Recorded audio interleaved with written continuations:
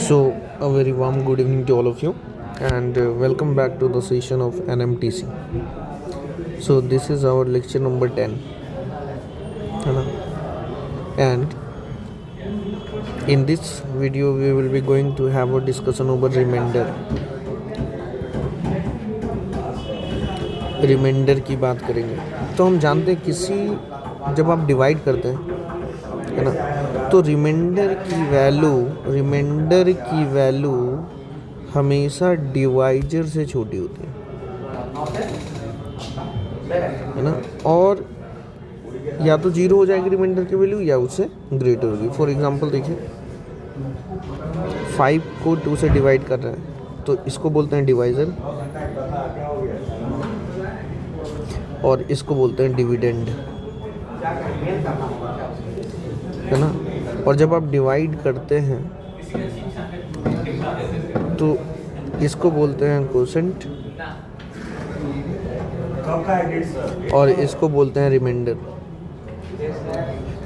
तो रिमाइंडर की वैल्यू या तो डिवाइजर से छोटी होगी या फिर ग्रेटर देन इक्वल टू 0 होगी, ठीक है। ये आपको ध्यान में रखना है, ये सिंपल सा कॉन्सेप्ट है। Now we are moving to question number 1। कोई एक नंबर है, मान लेते हैं कोई एक नंबर है, उसको डिवाइड कर रहे हैं 259 से। तो बोल रहा है क्वेश्चन में कि रिमाइंडर बच रहा है,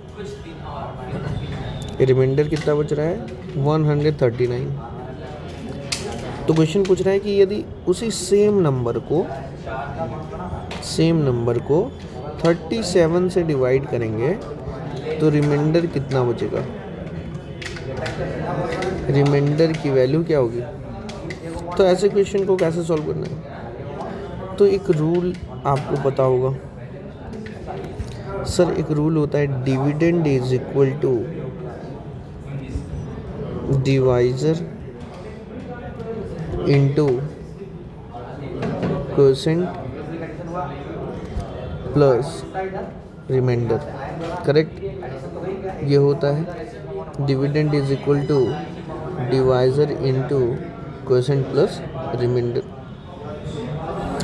अब हम लिखते हैं कि यार डिविडेंड क्या है, जिस नंबर को डिवाइड कर रहे हैं हम बोलते हैं number is equal to divisor क्या है सर, 259 से डिवाइड कर रहे थे। हम बोले पता नहीं 259 से जब डिवाइड किए इस नंबर को तो कुछ क्वोशेंट आया होगा, मान लेते हैं कि, और रिमाइंडर आया कितना 139।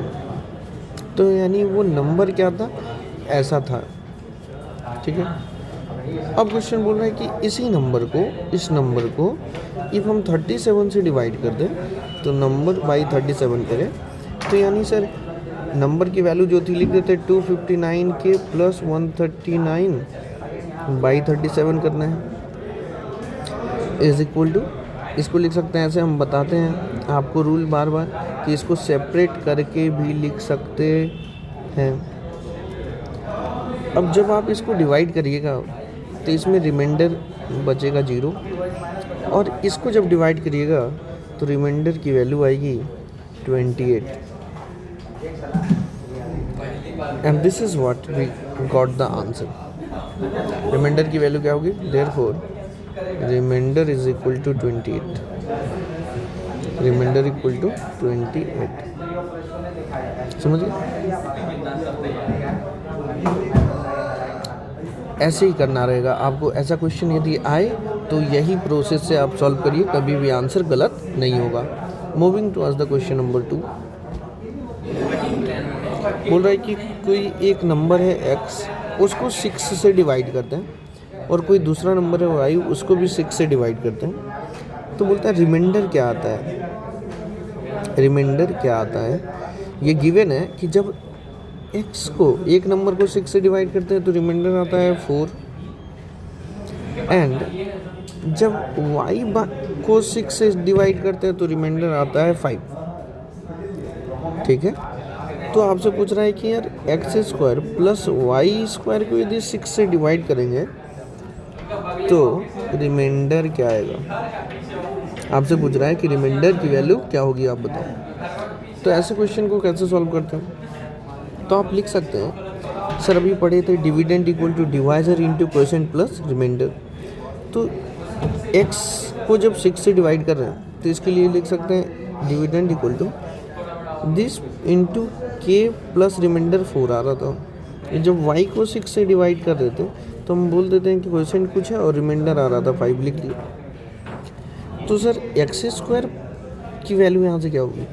तो सर एक्स स्क्वायर की वैल्यू हो जाएगी 6k प्लस 4 का होल स्क्वायर, और यहाँ से वाई स्क्वायर की वैल्यू हो जाएगी 6q प्लस 5 का होल स्क्वायर। तो therefore x square plus y square की वैल्यू क्या होगी? तो ये होगी सर 6k प्लस 4 का whole square plus 6q plus 5 का होल स्क्वायर।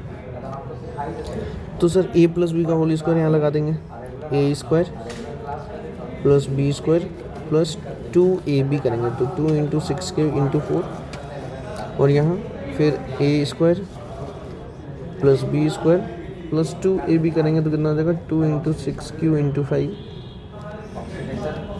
तो वैल्यू कितनी आ गई 36k स्क्वायर, प्लस थोड़ा सा अरेंज भी कर लेते हैं 36q स्क्वायर, फिर सर 48k प्लस 60q। देखो इसको इससे 48k आई और इससे 60q आई, फिर प्लस 16 प्लस 25। अब इन दोनों में बेटा कॉमन क्या है 36। बेटा इन दोनों में कॉमन क्या है 4,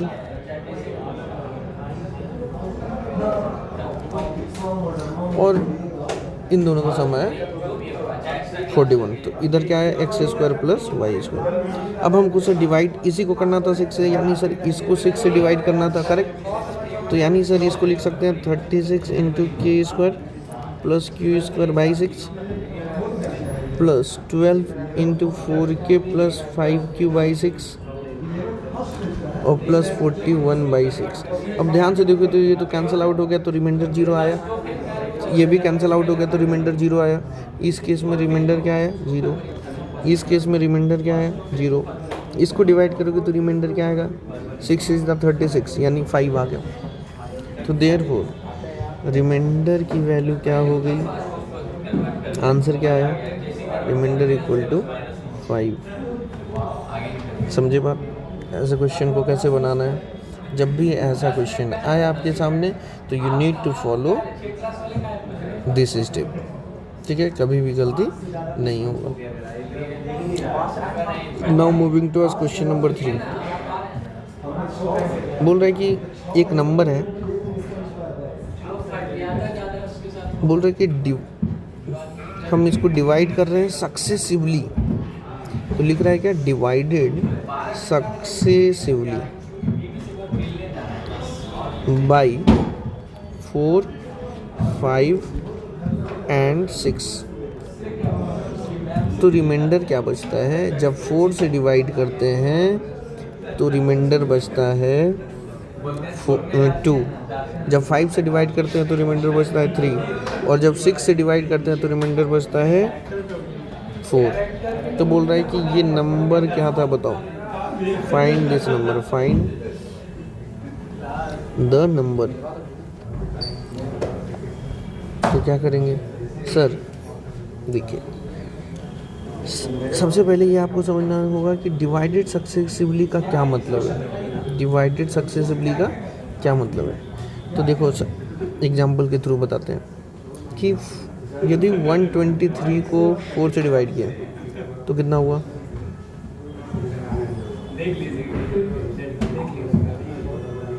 है ना।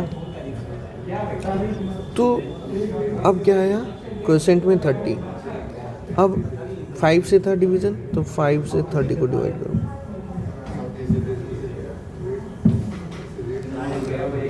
अब सर यहाँ क्या आया 6 से 6 को डिवाइड करो क्योंकि लास्ट है।